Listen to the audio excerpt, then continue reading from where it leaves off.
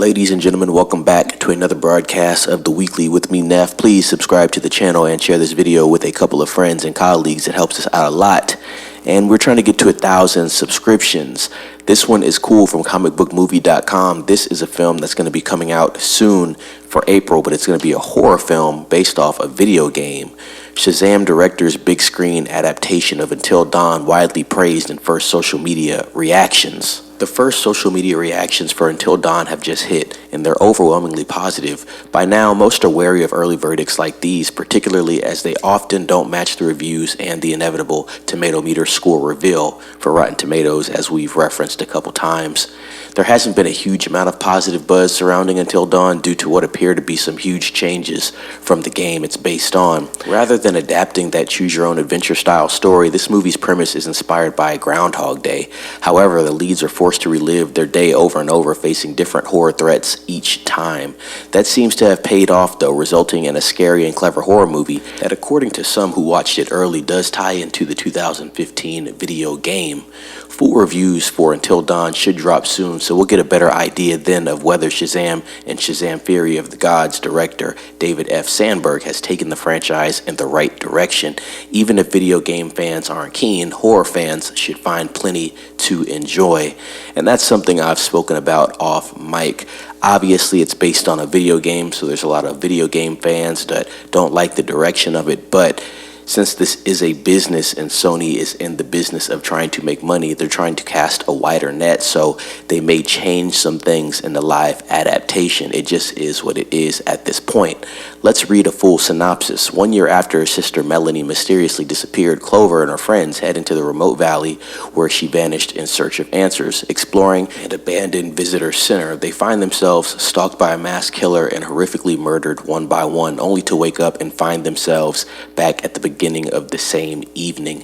Trapped in the valley, they're forced to relive the nightmare again and again, only each time the killer threat is different, each more terrifying than the last. Hope dwindling, the group soon realizes they have a limited number of deaths left, and the only way to escape is to survive until dawn. So I do think that is pretty much different from the video game, but as I said, they're just changing some things, so I do wonder how this film is going to perform. I wonder if there is a strong enough base to even make this film cross even when it comes to making money.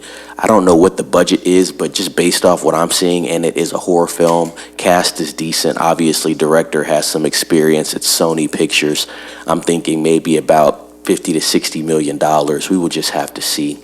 Directed by David F. Sandberg and written by Blair Butler and Gary Dalberman, Until Dawn is based on the PlayStation Studios video game and produced by Azad Quizabash, Carter Swan, David F. Sandberg, Loda Lawson, Roy Lee, and the list goes on. Let's look at a couple reviews from X. This one is from Courtney Howard. Don't know if she's with any publication, but let's hear her thoughts. Until Dawn movie is one of the most delightfully ingenious horror films of the year, doubling as a love letter to the genre. It slays all day, or rather all night. Thrills and kills galore, a crowd pleaser with well-crafted scares, sneaking in some sincerity through the back door. This is from Amy West. If you're open to it deviating from the game, you're in for a great time with Until Dawn. Premise is super fun with a likable ensemble cast and tons of surprises, gags, and gnarly gore. Feels like a 2000s horror movie in the best way. I didn't want it to end. This is from Jeff Hewing. Until Dawn movie, I had a blast. It plays a little fast and loose with the lore, but so much care is paid to the scares and kills, keeping them fresh and novel. The film delivers strong cast performances, slightly nostalgic teens in trouble vibes, and solid FX. So that's just 3 reviews for this Until Dawn movie, and they are positive.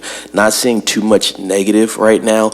Obviously, as the embargo lifts, we will be getting more information on this film, and more than likely I'll be reporting on it. But this film stars Ella Rubin, Michael Cimino, Odessa Azione, Belmont Cameli, Maya Mitchell, and Peter Stormare. And Peter Stormare is actually reprising his role from the game as Dr. Hill, so that's an Easter egg for everybody that played that game. Ladies and gents, let me know what you think about this news in the comment section. As I said, when you do these live video game adaptations. There's a lot that comes with it because you are trying to please the fans that don't know much about the game, and also, I would say, your core that did play the video game. So I think it's an interesting conversation to have. So yeah, comment down below what you think about this news. Have you heard about this Until Dawn game? Are you going to watch Until Dawn? Going to be a horror film that releases next weekend, April 25th. So definitely going to be an interesting conversation, and I am interested to see the box office and more reviews. Please subscribe to the channel and share this video with a couple of friends and colleagues. Helps us out a lot. Like this video and ring the bell for more notifications on Until Dawn. With that being said, be safe. It's Neff signing off.